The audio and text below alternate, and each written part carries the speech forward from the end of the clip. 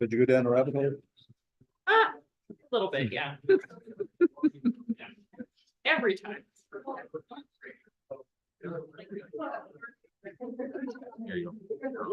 So folks, we're gonna get started. If you could all take your seats, please. That time. As the lights go down.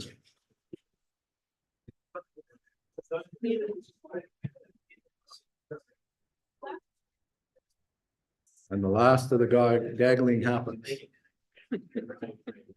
As I watch the clock count down.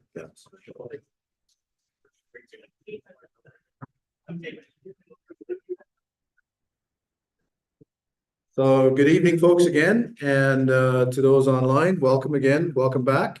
I'd like to introduce our next speaker, Danielle Pahoud, giving us what's new. Please welcome Danielle Pahoud. All right. Oh. Nope. Hello. Okay. Hi, everybody. How are you? Good. All right. So before I get started, I have some insider info. So the planetarium, our open houses start at 7 p.m. on the last Wednesday of every month. So this month, I forget exactly what day the last Wednesday is. I think it's the 27th. But Dr. Jan English will be giving a talk. Jan is a recently retired professor from our department. And just this summer, she was awarded the Order of Canada for her work in astronomical images and imaging and her contributions to astronomy. So she'll be giving a talk in the planetarium. You're all welcome. It should be a great time. Science Rendezvous is Saturday, May 11th. And so the planetarium will be running shows nonstop, and we'll also be contributing to the RASC telescope booth. We've got some solar telescopes that we're happy to share. All right, so without further ado, what's new? So I, like many others, got suckered into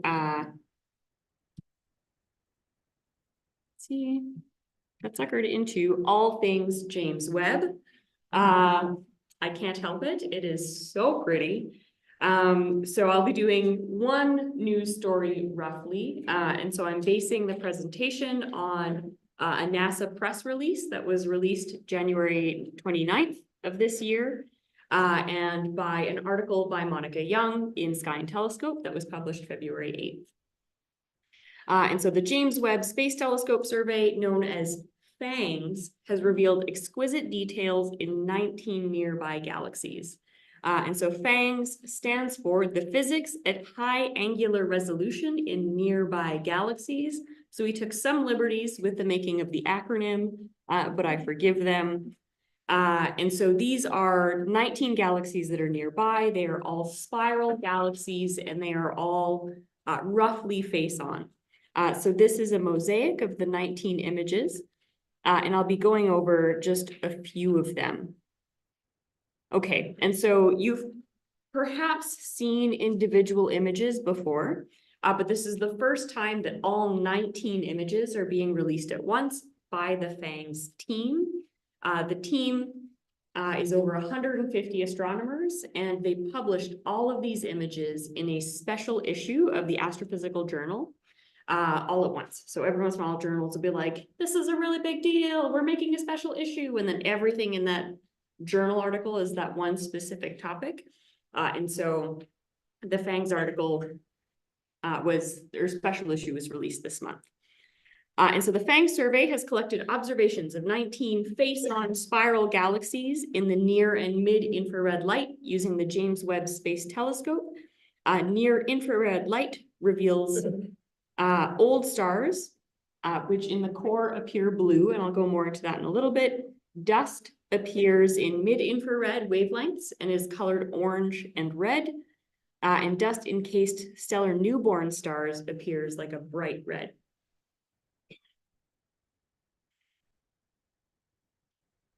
Okay, so these are the color coding that I gave before. Okay, so these images show off details as small as 100 light years across in galaxies that are tens of millions of light years away. So we are looking at structures that are the equivalent of the star-forming regions of the Orion Nebula, but in galaxies much, much further away. And so Janice Lee from the Space Telescope Science Institute says bubbles and filaments are resolved down to the smallest scales ever observed and tell a story about the star formation cycle. And so far, astronomers know that there have been connections between star formation and spiral arms.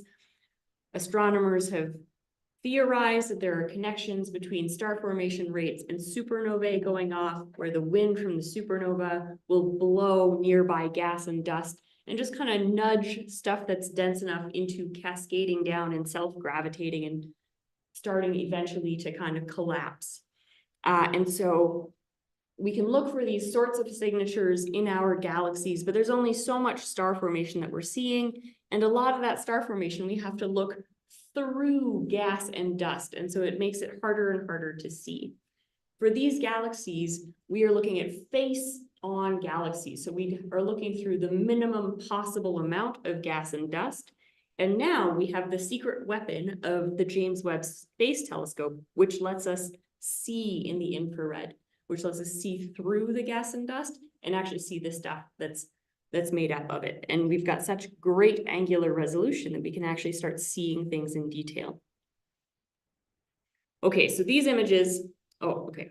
Sorry, we've got a bit of a formatting issue. I'm a Mac user. This is my fault. So forgive the formatting, but these are some image composites that I was just really smitten by.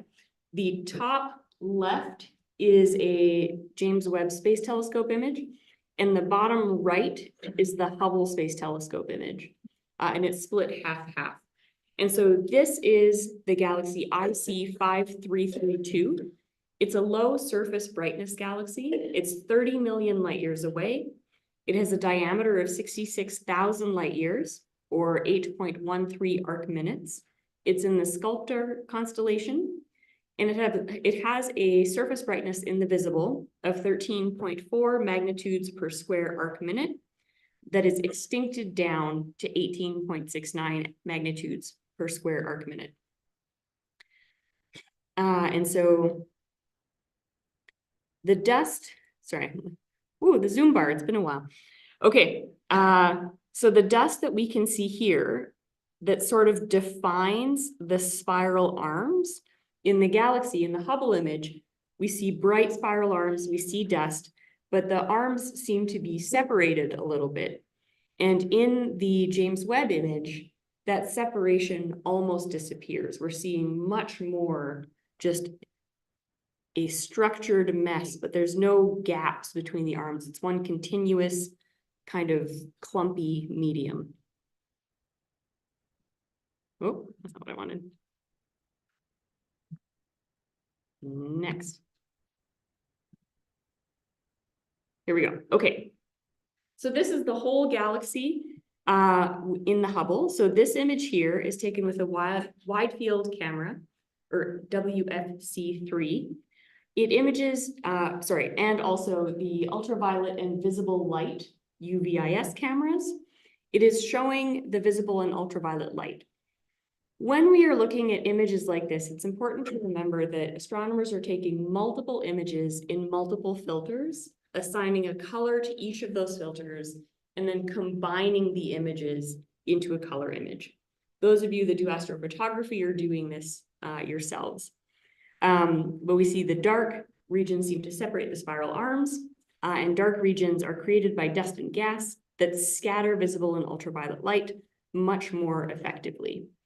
So not only are we seeing the gas and dust, but all of the stuff that's kind of behind it is being blocked. This is the James Webb image in a different color scale. So it's the same image as before, but it's been colored a little bit differently. This was taken with the MIRI instrument, which images from 5 micrometers to 28 micrometers, so in the mid-infrared. Light in this range is absorbed and re-emitted by our atmosphere, so we have to observe it from space.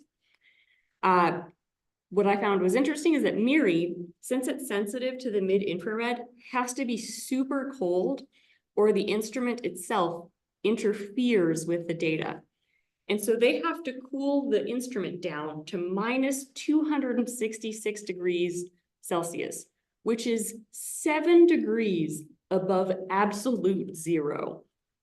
That's wild. The other thing that this website threw in, as if it was no big deal, is they're like, this is a whole 33 degrees warmer than the rest of the instrument, which means that the rest of the James Webb is also really close to absolute zero. So it has a dedicated active cooling system. So the telescope is constantly cooling this camera down to make sure that it's not interfering with its own measurements. And so it's really sensitive to the mid-infrared. And so what we can see in this image is a continuous tangle of structures that are twisting or rotating. So this is the same image, but colored a little bit differently. I think I prefer this version. You can see lots of detail. So fully formed stars of any temperature here are shown in blue. So all of the little blue specks are just main sequence stars. They're not O stars. So we kind of have to disassociate what blue stars mean in our brain. These are just stars that have been completely formed. And so we've noticed that many of these stars have gathered in the galaxy's central bulge. And these are a lot of really old stars. And it doesn't show quite as well on the projector as it does on my screen, but the center of the galaxy is quite blue. And then we have other old stars that are kind of scattered throughout the galaxy. So dust has hidden many of these stars and star clusters from view. So this is the first time that we're seeing exactly how many stars are in some of these galaxies. Astronomers have been counting the number of stars in galaxies for a while, and usually they just count the really bright ones, and then they rely on making some assumptions to get an estimate of how many stars are there in total. And so these news observations allow us to actually count directly and to help us constrain assumptions and conventions. We can now also search directly for embedded young stellar objects. So anything that's really bright red is a star that's about to be born. So here. And so we can see new things here. Okay. I can see that there's something in the chat. I will come back to it. There we go. Okay. On to another galaxy. This is NGC 1566. And so we have the Webb image on the right and the Hubble image on the left. And so in this image, it's much easier to see that the core of the galaxy is very blue. But again, we have what used to appear as like these big empty spaces between spiral arms actually have a lot of material and lots of filament and things stretching between them. So here in the James Webb image, we have that the gas and the dust stand out in stark shades of orange and red and show finer spiral shapes with the appearance of jagged edges, though these areas are still diffuse. So you can see lots of structure and wispiness in here. In Hubble's image, the gas and dust show up as hazy dark brown lanes. So here. So you can see that the gas and dust, you could trace it, but there's just so much more of it kind of in these areas here. The images are about the same resolution as Webb's, but the gas and the dust obscure a lot of the smaller star-forming regions. Yep. Is there a reason, like this one seems to have a lot more of the stars about it versus bright reds? Is there a reason this one would have more than the other one? This one here, a lot more bright reds. Yeah. That's a good question. So just in case not everybody heard the question was, NGC 1566 seems to have many more bright red spots or stars that are about to be born than the previous galaxy.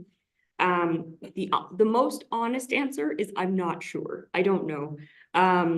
Galaxies do have different rates of star formation. The previous galaxy was a not very luminous galaxy. It was called a dwarf galaxy. So it's possible that there was just less star formation happening in that galaxy. But I'm not sure. But yeah, you can really see some, like right in here, there's a lot happening right on the arms.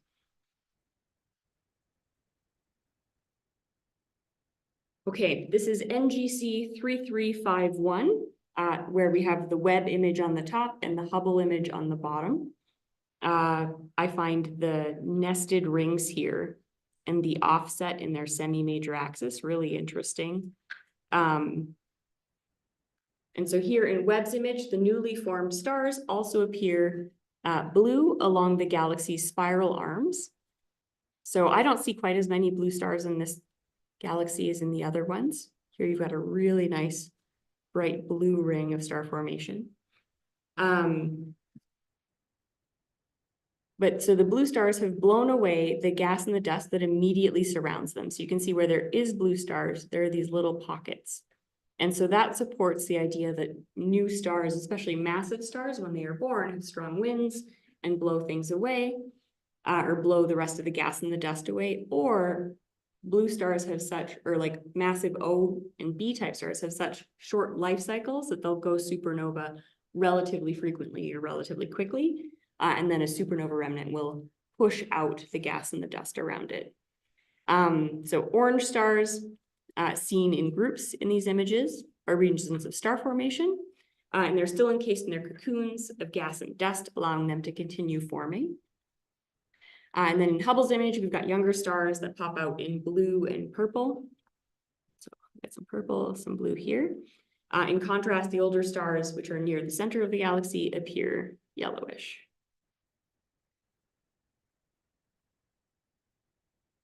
Okay, this is a really fun galaxy. This is NGC 1087 and star formation regions. So we've got the Webb image on the right and the Hubble image on the left. And so the Webb images, knots of bright red and orange, are especially easy to identify towards the outer edges of the spiral arms. So if you look at the spiral arms kind of over this way, we've got the outer edges, you've got lots of star formation in here. Right in here. And the mid-infrared light highlights the gas and dust that are a huge part of the mix, since they are the primary ingredients for stars that are actively forming. And then in the Hubble images here, we just have an incredible amount of star formation, lots of bright blue stars and purple. And the regions that are red and pink are usually H2 regions. So these are really bright stars that are ionizing the gas around them. So they create these big bubbles of ionized gas. Okay, this is, can you tell that I just got carried away with the image comparisons? I couldn't stop. So this is NGC 628. And so this galaxy was studied specifically for star formation, but also for the presence of polycyclic aromatic hydrocarbons, which are complex organic molecules because they have carbon and hydrogen in them. But they are linked to star forming regions. And so astronomers have found them being present in a higher abundance where star formation is happening. And so here, you can see all sorts of H2 regions, which is where star formation is happening. And you've got lots of these bright clumps and clusters and lots of polycyclic aromatic hydrocarbons. I've just got little details about each galaxy. And so NGC 628 is very far away. I guess not that far away on a universal timescale, but so the dark regions. So here, what caught a postdoc named Elizabeth Watkins, her eye was caught by the number of dark cavities and the number and size of them in this galaxy in particular. And so the dark regions of multiple sizes are voids that have been evacuated by supernovae, whose winds are blowing the warm gas and dust away, we think. And so if star formation is tied to supernovae, then you could perhaps expect to see signs of other stars being formed in those regions. And so she spent a lot of time looking at this galaxy and saying, how many bubbles could I find? And she found and cataloged over 1,700 of them. And she found that about a third of the bigger bubbles had smaller bubbles around the edges, which she is claiming is support for the theory that supernovae will start star formation. So her analysis, okay, yes, this supports starbirth theory. So her analysis looked at NGC 628, which is also called M74 or the Phantom Galaxy. This is figure 1 in her paper. And so she looked at an image composite, an RGB illustration, towards the center of NGC 628, where the colors have been identified in the bottom bullets. So red traces the mid-infrared, green here traces H alpha, so hydrogen that's recombining the polymer line. The blue color traces the B band in Hubble, and then the white bar at the bottom here is 1 kiloparsec. And so she spent a lot of time looking at this color composite, looking for bubbles and identifying them. So looking for hollows. Okay, and here they are. And so this is the same scale as before. And each of these cyan bubbles is a bubble that she identified. And then these boxes here show insets with a number of smaller bubbles inlaid. And so this is explaining the color bar. These dashed lines represent the spiral arms, and the solid circle here represents markers of arm on the spine. And so you can see that astronomers have thought that a lot of star formation occurs on the front end of spiral arms, and so that holds true. We get quite a bit of star formation right in front of the arms, still some elsewhere, but not everywhere. And then you can see for these larger bubbles, there are a large number of smaller bubbles kind of nested inside in this case, and much less over here.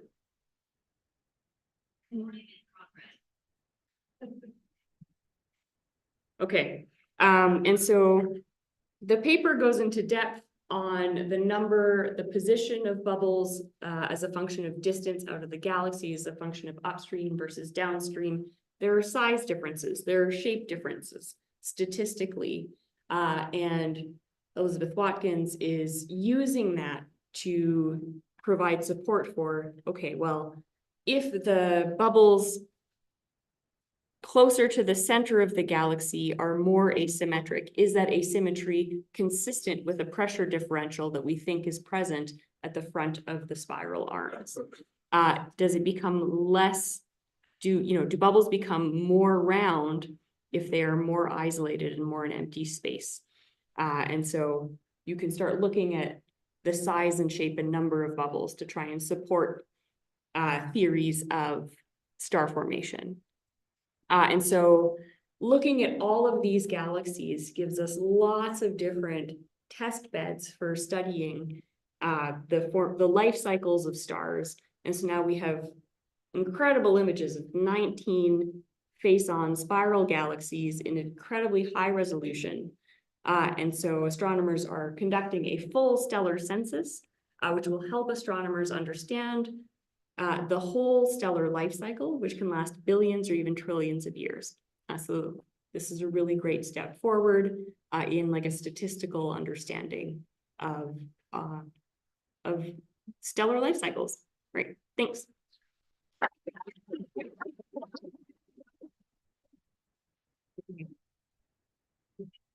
Any questions? I see one. Oh, when do tickets tend to become available for open houses at the planetarium? So the short answer is usually 2 weeks in advance. The more complicated answer is that Eventbrite stopped making free tickets, and so The Faculty of Science took that over, so now it's a matter of me emailing somebody to be like, let's make the tickets available. So it's less in my hands, but they should be available soon. Yeah. Any other questions? Thank you very much, Danielle. Thank you.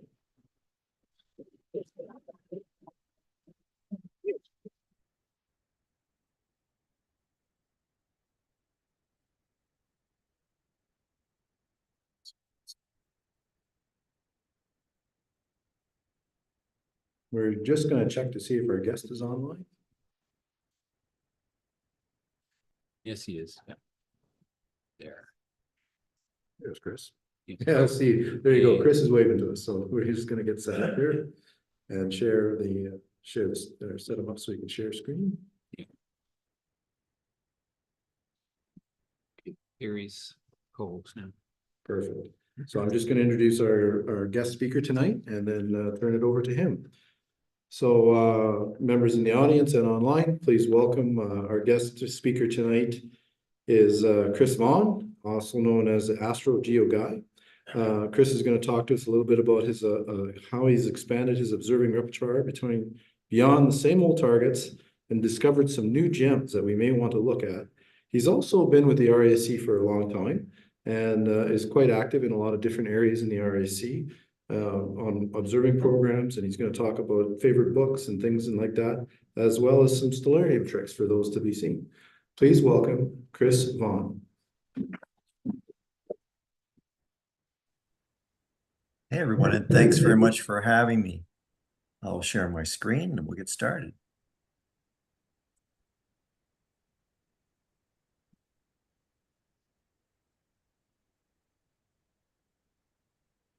Let's make sure we're getting the right screen.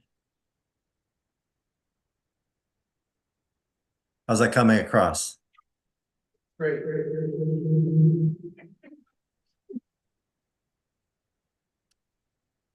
All right, so with that wonderful introduction, I'll dive into my experience with Beyond Messier. If you've been a reader of Sky News magazine, you may have noticed the Beyond Messier articles that I published in the magazine, and they are all connected to the topic at hand tonight. So I thought I'd talk a little bit about why we go beyond the Messier objects, how I came to do that on my own personal side of things, my own story of that. I'll mention some of the best recommended lists to explore if you want to take your observing beyond the standard Messiers. I'll identify about 10 or so of my top picks for the month of February. And then I'll touch on kind of the way that the Sky News articles came about and how the preparation of those articles actually helps anyone that's interested in observing planning observing sessions and looking at some of these objects.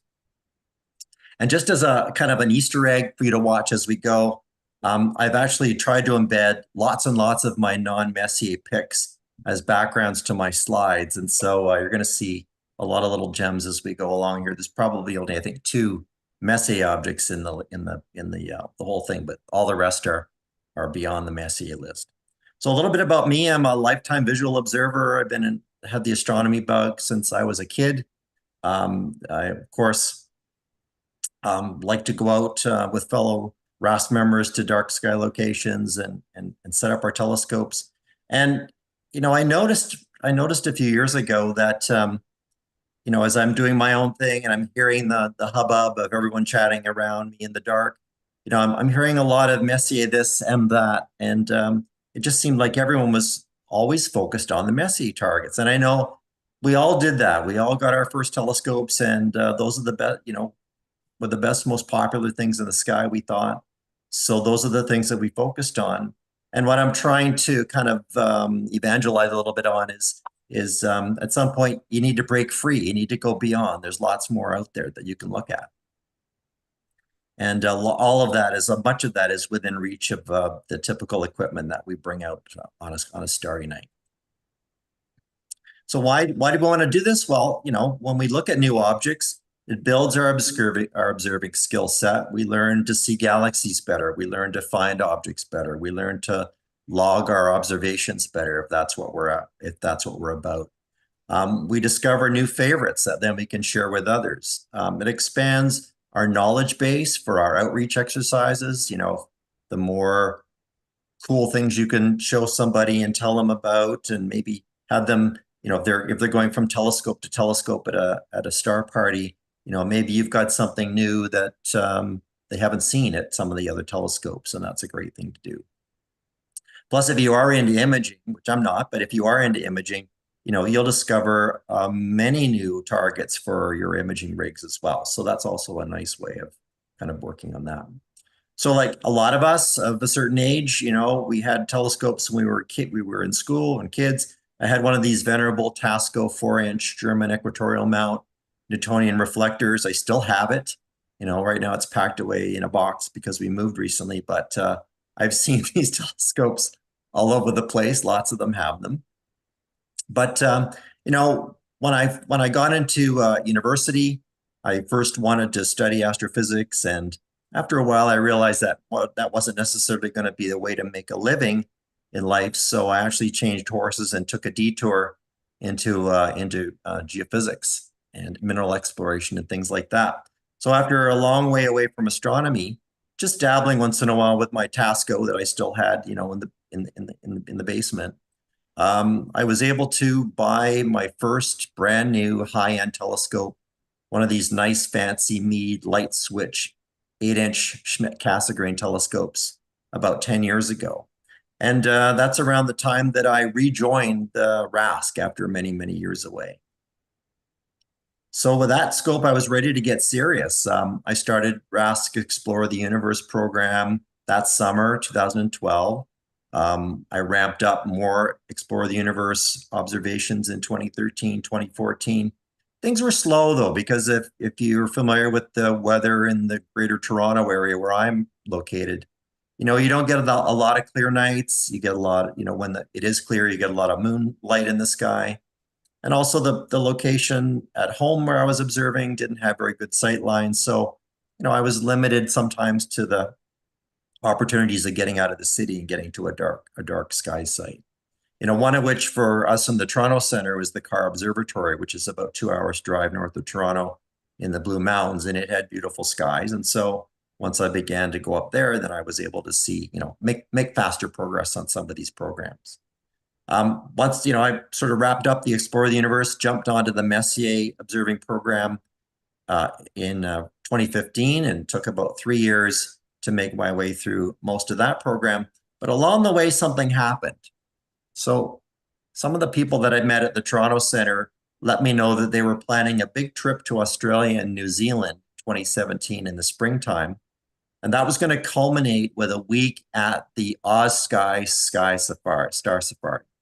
And if you've never been, you have to go. It's absolutely a game changer. Let me tell you a little bit more about it. So it's located in a place called Coonabarabran, New South Wales. It's a few hours north of Sydney, Australia. It's actually out near the Siding Spring Observatory. And what they do is it's this very dark rural location. They take a motel and they absolutely turn off all the lights and devote it for a week to amateur astronomers. And they supply all the telescopes you need. They supply local experts that will show you around the sky in case you're not familiar with the stars there, but also how to operate the telescopes. They'll wake you up if it's cloudy at bedtime, but clears up at midnight. They'll wake you up and bring you outside.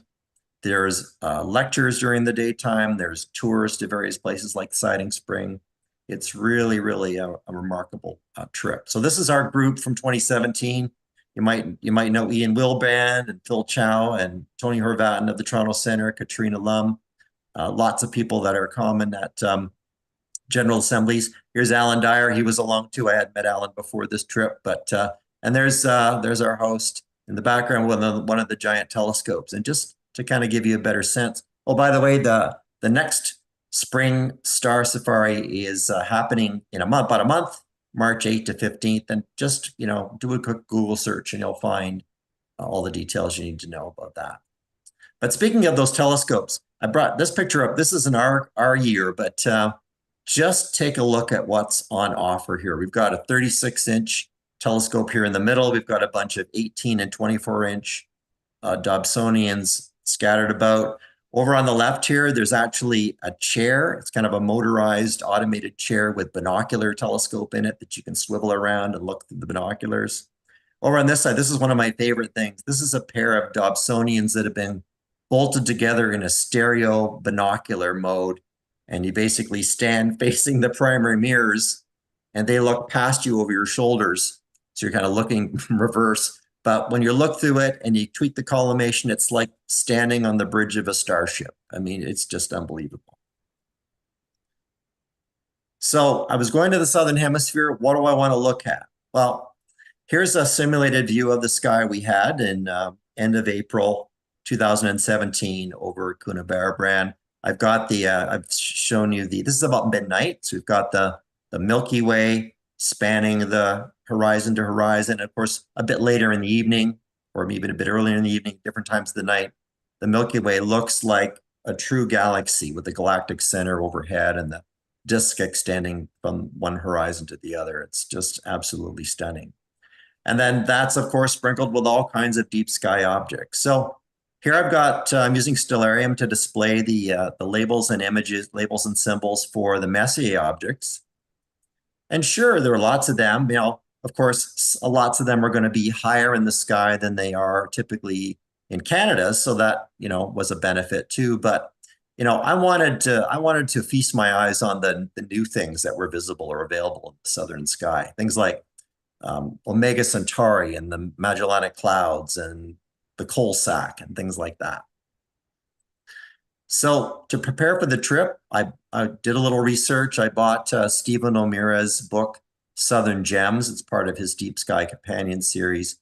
And he lists a quantity of objects to take a look at, including some of the ones I just mentioned. And then if you dip into the Observer's Handbook, Alan Whitman had an article in the Observer's Handbook called Southern Hemisphere Splendors. I think this year it's on page 328. And so I actually used that to make a sky safari observing list, since I'd have my phone with me.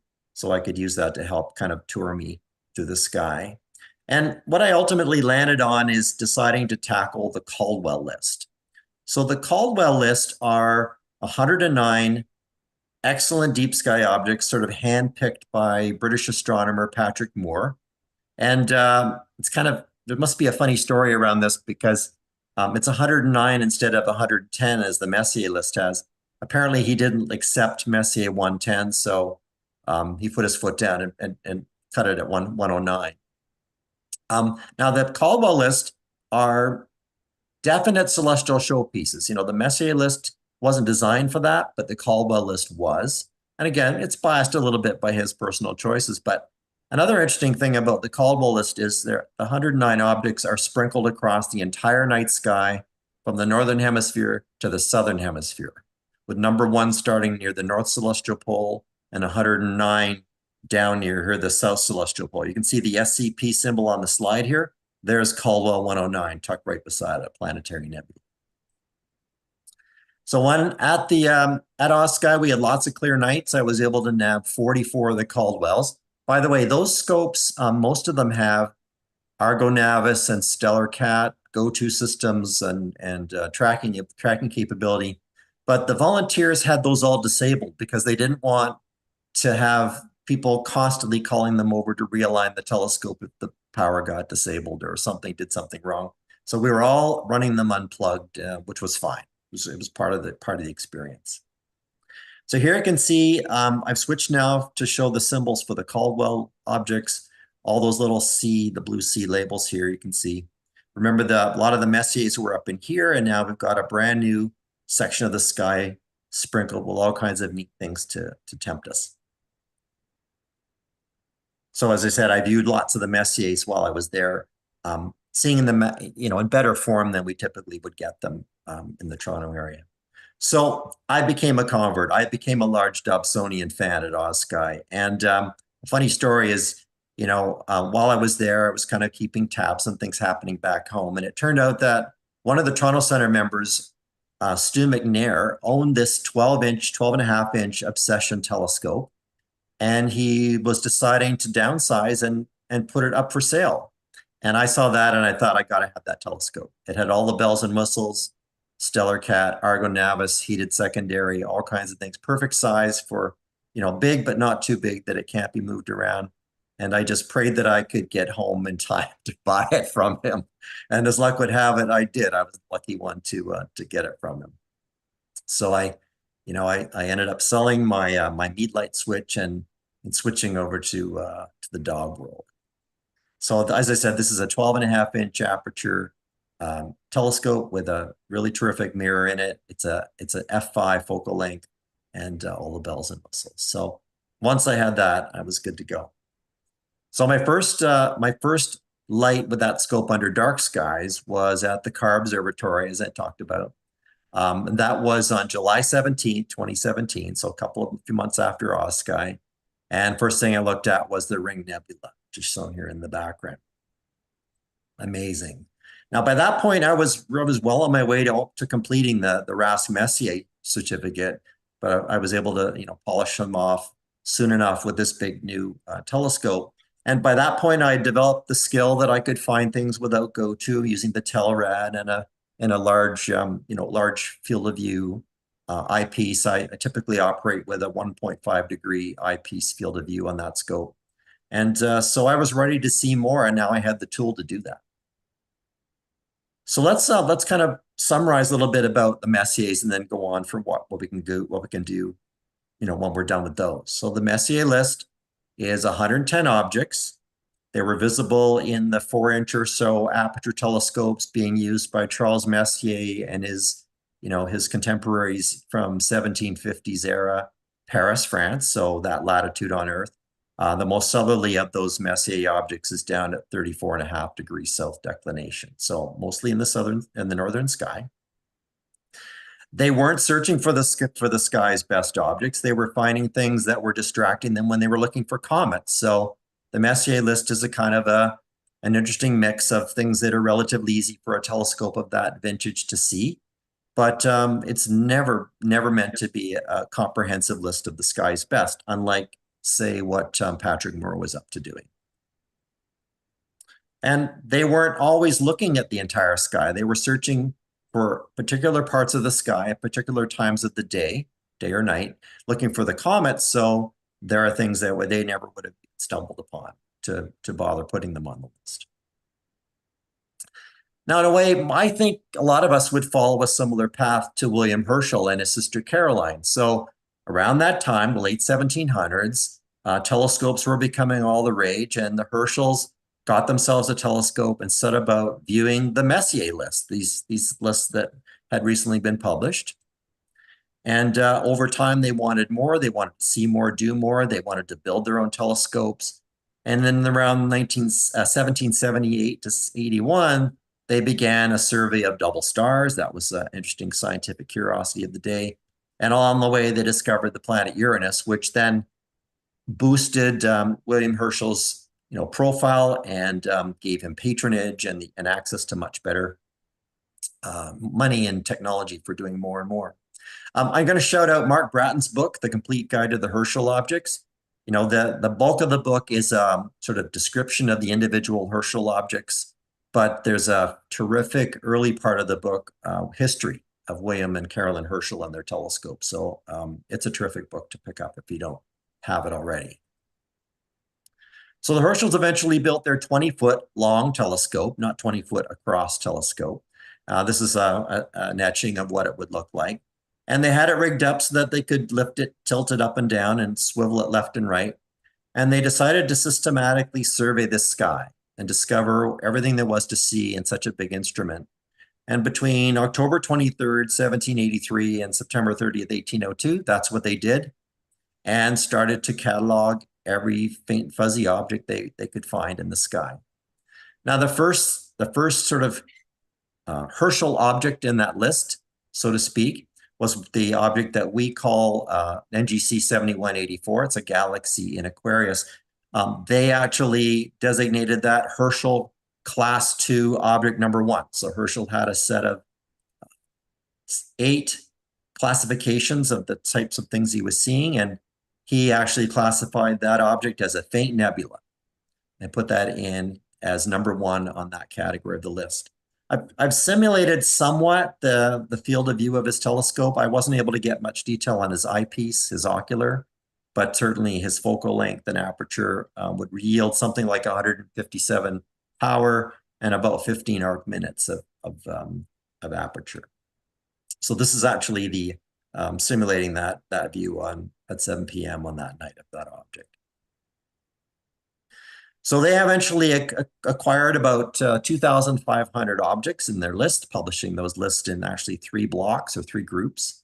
There were some duplicates in the list, and other people have gone through and cleaned that up and removed some of the duplicates. And even today, there are some of our apps are confused about 2 objects with the same object with 2 different NGC numbers and things like that. It's a work in progress.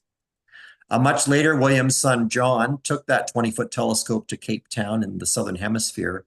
And in 1864, he published a catalog called the General Catalog of Nebulae and Clusters of Stars, which had doubled the number now. He was up to 5,079 entries, including the first original 2,500.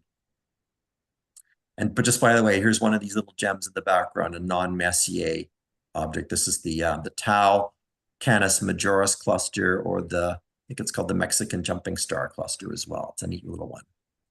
I'll list some of these as we go here in a couple minutes. By 1888, an astronomer named J.L.E. Dreyer used those various Herschel lists to produce what we would consider the new General Catalog, or NGC. And then he followed on to that by adding another 5,386 objects in his index catalog. So when you're using your app and you're seeing NGC, you're seeing IC, in Stellarium or Sky Safari or one of those apps. I mean, these are the origins of those numeric codes. The lists have been massaged and worked on by various people over time. Circa 2009 or so, Dr. Wolfgang Steinecke produced what he called the revised NGC IC catalog, containing 14,000 total, approximately deep sky objects. And there's actually, I think I can bring up the website for that if you're interested in seeing that. First of all, let me show you here's an index of William Herschel's list. You can see the H1 would be the class category 1, and then he numerically, does the numbers as he finds them. So if he assigned, there's our first galaxy that was defined as class 2, the nebulae. That was October 28th, and as time went on, he was adding the various objects to the various categories. But in terms of the Dr. Steinecke's page, there's a lovely page here with all kinds of detail on the work, and it's with links to all kinds of other information if you're interested in some history and in more in-depth information on the NGC. But obviously, that's way more than we amateurs are likely to see or can see. So we need to winnow this down to something more manageable. And this is where some of our friends at RASC and other places would come into play. So I'm listing here the yellow titles here, kind of the list of targets that I think you could consider tackling next when you're done with your Messiers, kind of roughly in the order that I'd go into them. And I'll sort of break down a little bit more detail these here in a second. We've got the finest NGCs produced by Alan Dyer. There's our friend the Caldwell list. So none of these are Messiers. Then we've got Deep Sky Gems from David Levy. None of these are Messiers. And then we get into some objects highlighted in some of Stephen O'Meara's books, the Herschel 400 list. And then, if you want to tackle William Herschel's original 2,500, you could consider doing that too. So let's break this down a little bit more detail. So the finest NGC list is in the Observer's Handbook of RASC, page 316 and on. It's a RASC observing program. So if you successfully view all of the objects, log your observations, find them without assistance. I think there may be a go-to and a non-go-to version, but definitely, by doing it by hand, you are gonna build those muscles and develop your observing skills. 110 objects in the list to sort of mirror Messier lists. Many of them are quite easy. Lots of them are brighter than Messier objects. But there are a few in that list that require a medium-large telescope, say an 8-inch aperture or perhaps a little bit larger. There are no Messiers, but there are 33 Caldwells. So in my case, since I'd already been tackling the Caldwells, I'm starting to get some double usage here. So I already had a good a foot in the door of the finest NGC list when I was ready to get into that one.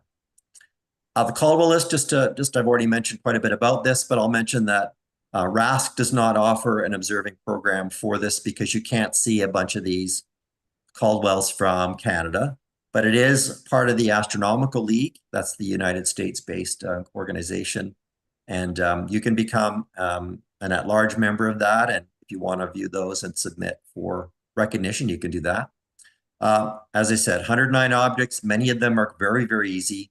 Some would require, say, best in seen in a 6-inch aperture telescope, depending on your sky. If you've got a very, very dark sky, you can get away with a smaller telescope. But it is going to require a trip to southern skies to see things like the Tarantula Nebula here in the heart of the Magellanic Cloud. So David Levy's Deep Sky Gems, they are a RASC observing program. You can get a certificate and a pin for completing them. It's a bit of a longer stretch. It's 154 objects. Many of them are quite easy, but there are some challenges in this list. Some of them are a little bit low in the sky for us in Canada, and some of them are rather faint, require pretty good sky conditions, good seeing, good darkness, rural sites, that kind of thing.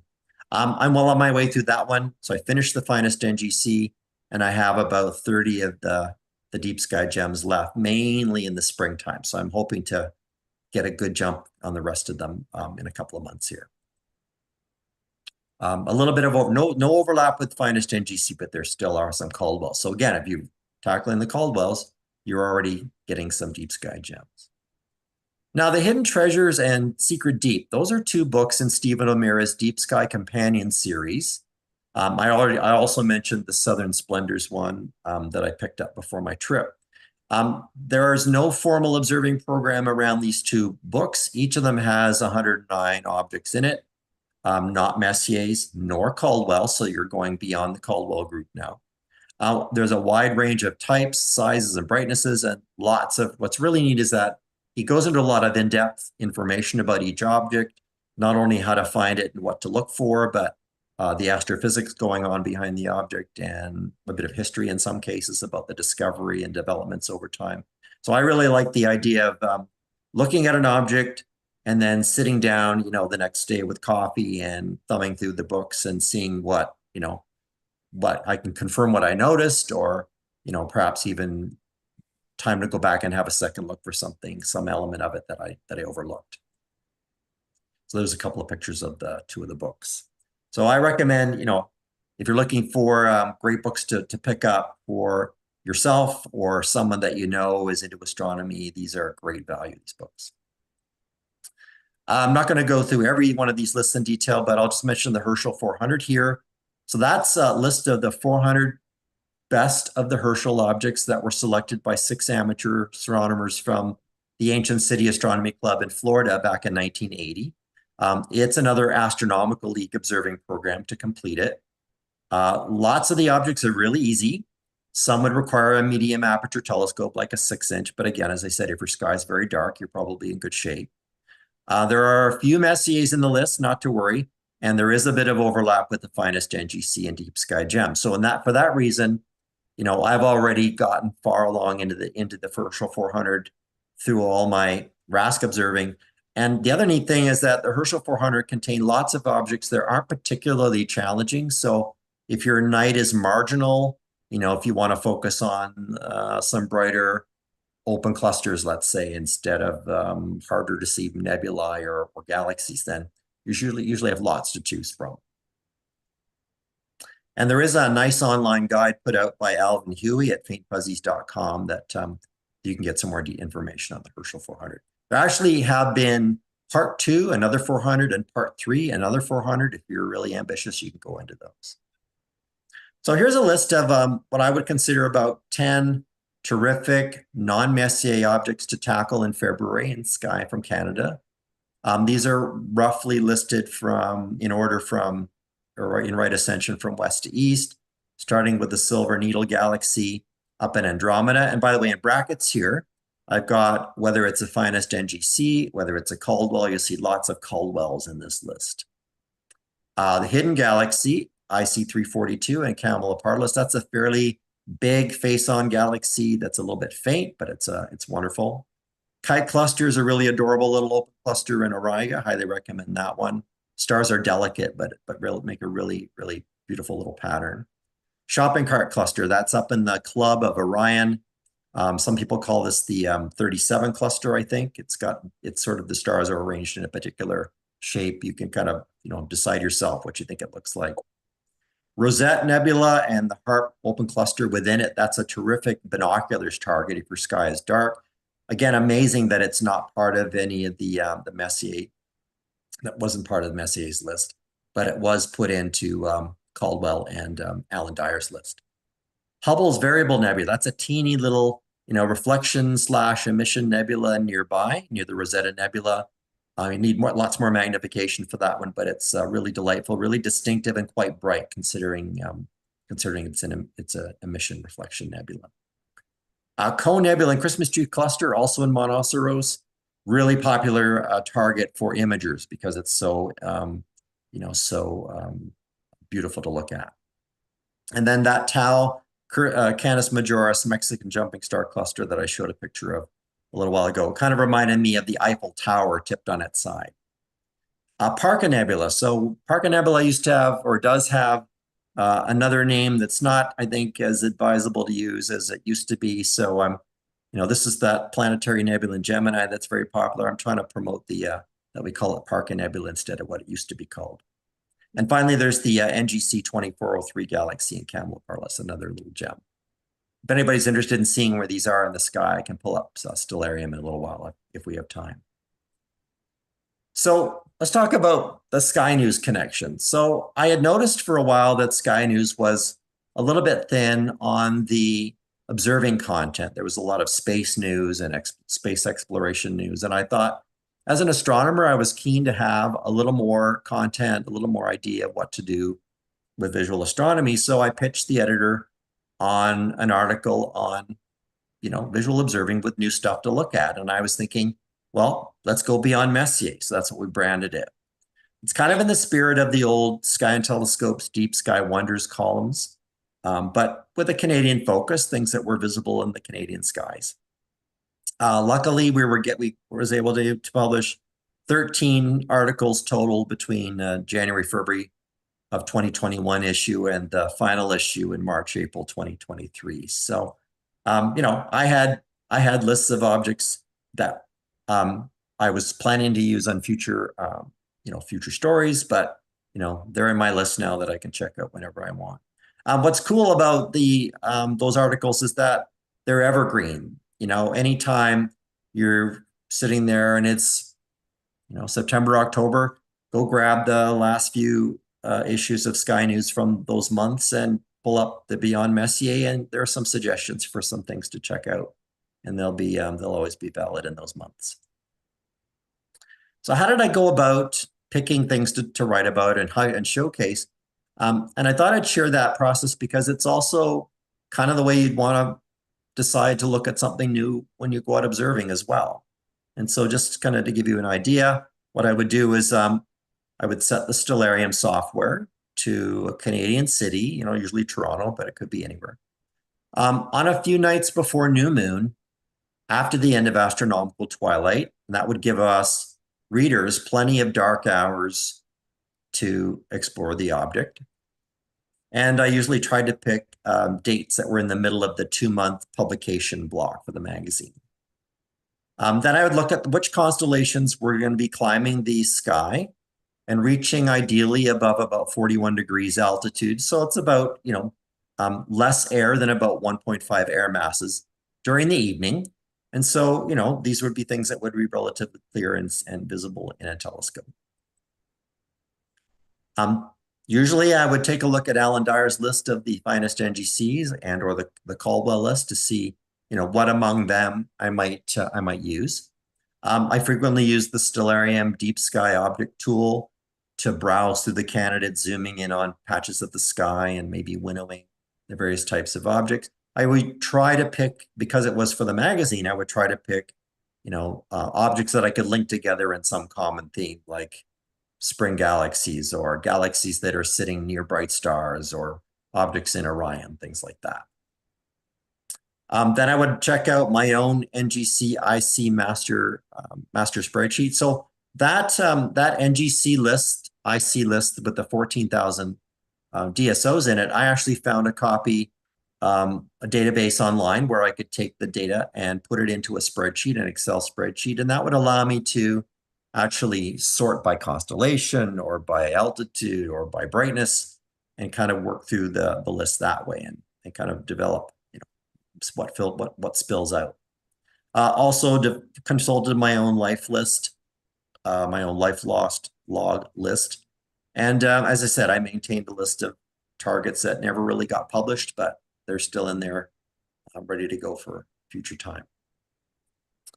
So a couple tips if you're using Stellarium to kind of do some, sleuthing, looking for new things to look at.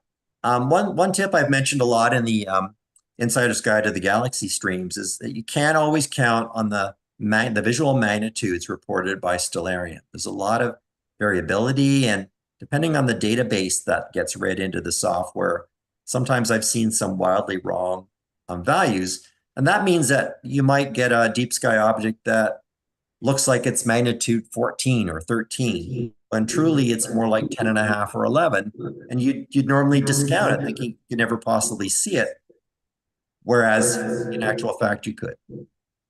So I frequently use the Stellarium's Deep Sky Survey button, and that's not a button that's available unless you enable it. So you want to make sure you set that up to be enabled, and that would give you a preview of what things looked like. And I also did a lot of the eyepiece and field of view simulator plugin. So just quickly, a little bit of a case study using Leo. So here's a sky chart of Leo showing lots of the symbols where the deep sky objects are. There are more than 800 NGC objects in Leo. And when I listed the objects in the constellation by brightness, at the top of the list, we get M66, part of the Leo triplet. And then the next two objects in order are finest NGCs. They're not Messier objects. NGC 2903 and 3521, and then a couple of more, 3 more Messier objects, 2 in the Leo 1 group, which is down here under the belly of the lion. And then M65 in the Leo triplet, which is down under the star Chertan. And then we get the Hamburger galaxy, which is the 3rd galaxy in the triplet. And then another Messier and a couple more finest NGCs.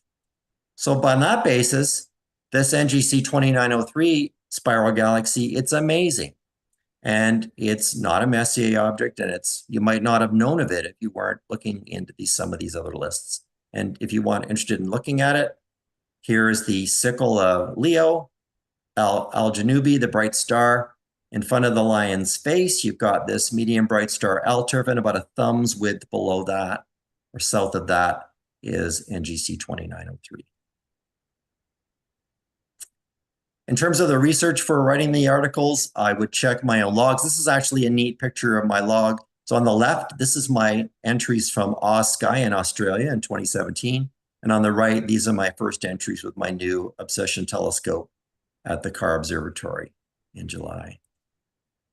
In terms of, if I didn't know much about the object, or I hadn't yet been able to observe it, I could rely upon some other people's published descriptions or information. A couple of terrific resources for that. Again, I recommend Luganbull and Skiff's Observing Handbook of the Deep Sky Objects. Again, little descriptions of virtually every one of the NGC objects organized by constellation. And I actually got a copy of this book on the library sell cart, books for sale cart. It's a shame that the library gets rid of some of these great astronomy books. And then the Night Sky Observer's Guide series is terrific as well. In terms of putting the images together for the magazine, I emphasize images produced by RASC members or other Canadian imagers, commonly on Astrobin, which is a great place to go snooping around. Blake Nancaro, he got me onto using the Bert Gaffney Robotic Observatory. I did that quite a bit towards the end. This is an image that Blake asked for from the BGO of the Stefan's Quintet. So I'm just a little nod to Blake Nancaro there. And there actually is a neat thing about the BGO is that you can go on to the completed observations website they have and just view the images requested by any user on the Burt Gaffney Observatory. So it was a great way to say, hey, I wonder if anybody's taken a snap of a particular deep sky object. You can go over to BGO and search for it. It's there. In fact, this is the website for that, computer observations, and you can type in and you can see who's looked for particular objects. Towards the end of Sky News, the last one we were able to put out was a tour of Markarian's chain. I was able to find a lovely photo of Markarian's chain by Nicholas Borowski, and then I took his image and was able to annotate it and put a finder chart in for the magazine, which was nice. So what I would put in is a basic description, how to locate the objects, some fun facts. And as I said, you couldn't always rely on the visual magnitudes from Stellarium, or even some of the books that I showed earlier would have conflicting estimates of the visual magnitude. So I got to the habit of going to the Simbad database and, looking for an object like NGC 457. That'll bring up its facts. And if you scroll down to the data section, you can display the distances or magnitudes depending on there as well. So you can get some extra information from the Sinbad database. So just to summarize, by going beyond the Messier list and by adding things like the finest NGC and the deep sky gems and maybe the Herschel 400, that'll put you up to about 650 terrific deep sky objects. By then, you'll be a highly skilled observer. You could have done it for fun, or you could have done it for certificates if that's what you like. So far, I'm up to 475 and a few more to go here, as I said before I reach the end of the lists. I'm not sure who's up for all 2,500. I don't know if I'm going to make it, but I'd be interested to know if anybody has tackled them all. Anyway, that's the end of my talk. Thanks so much.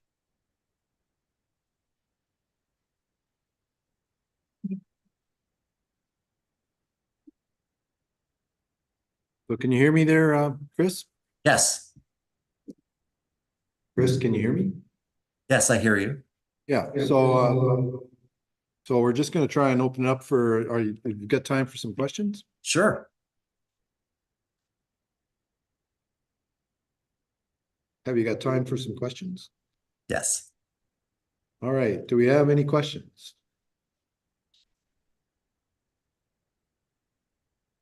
Okay, we're going to check online here. We got a.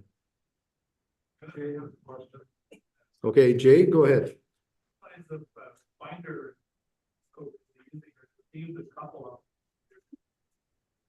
So Chris, the question was, what size of finder scope do you use, or do you use a couple of different types? I do not use a finder scope at all. In fact, I'm not a fan of finder scopes. I use the Telrad, which is the non-magnifying finder, and that's all I found that I really need. So I know some people like the rectified image finder scopes, but I've just never been a fan. Sorry. What type of eyepieces do you use? Yeah, so over time, I've been favoring the Teleview Nagler series. So the 68-degree eyepieces. My favorite is the 20 millimeter. It gives me the terrific field of view. A lot of these, what you're going to discover when you start diving into some of these lists is that a lot of these objects are relatively large. You don't need a lot of magnification to see them. So you don't need a small focal length, short focal length eyepiece a lot for them. The planetary nebulas you do, yes, of course, but the galaxies are pretty substantial. So my process is I've got a 40 millimeter Thomas Burgess eyepiece that I put in first. It gives me about a degree and a half field of view. Then I swing over to the 20 millimeter Nagler. It gives me about half of that. And then I might go from there down to a 12 millimeter, 9 millimeter. And then if I really need to go higher than that, I will, but I typically don't. Any other questions? Go ahead, Mike. You also sketch your objects. Do you sketch your objects? I haven't, but I was looking at the Orion Nebula the other night under very good conditions, and I thought I really should. My problem is that I'm of that age where I need glasses to sketch, but I prefer not to wear them at the eyepiece because that the kind I need to wear to sketch are not really good for work for using at the eyepiece. So it'd be a lot of glasses on and off. So I haven't done that, but maybe once I finished finding and logging the objects in the lists, then I'll maybe go back and appreciate them a little deeper and do some sketching and that kind of thing. It's worthy for sure. It's a good worthy thing to do. Any more questions? There's one in chat. Well, Chris, on behalf of the RASC Winnipeg Center, we want to thank you very much for your presentation tonight and appreciate all you've done tonight. Thank you. Our pleasure. My pleasure. Did you say there was one in the chat? Yes. Just a sec here. There's another chat. Oh, it's Oskai. Let me see if I can find. I have to put my glasses on. They're just asking what the name of the astronomy event you attended in Australia again, and was there somewhere you recommended to visit for observing in New Zealand? Yes and yes. So here I'm going to put in the chat the link for Oskai. There it is. I was lucky on that trip that I was there on the new moon in the South Island in New Zealand, and I got to go to the Mount John Observatory. And it was a windy night, so the folks working at the observatory weren't able to image. So instead, we got to look through the telescopes at stuff. And I got to spend a night, a moonless night, in looking through a 1 meter telescope at visual objects.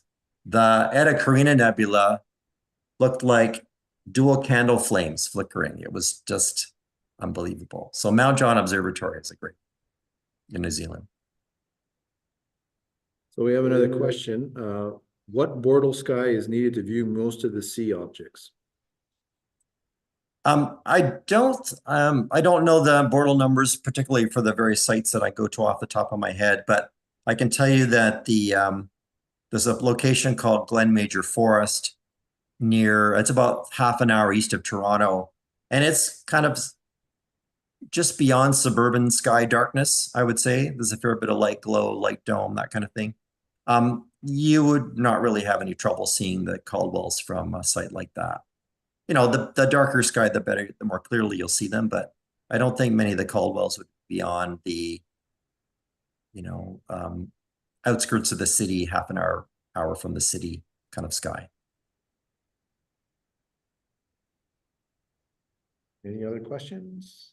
And looks like all the ones have been answered in the chat. Well, again, Chris, we can't thank you enough for your presentation tonight. So you have my pleasure. Thanks for having me. Clear skies, everyone.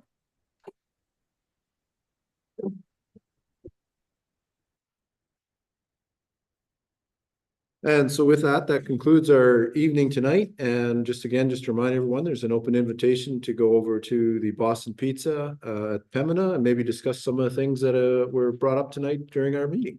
So again, safe travels, everyone. And reminder, tomorrow night, tea at the observatory. Have a good one at Glenlee. Good night. Hey, good job. It's awesome. That was a good presentation. Yeah, it's really good. I don't know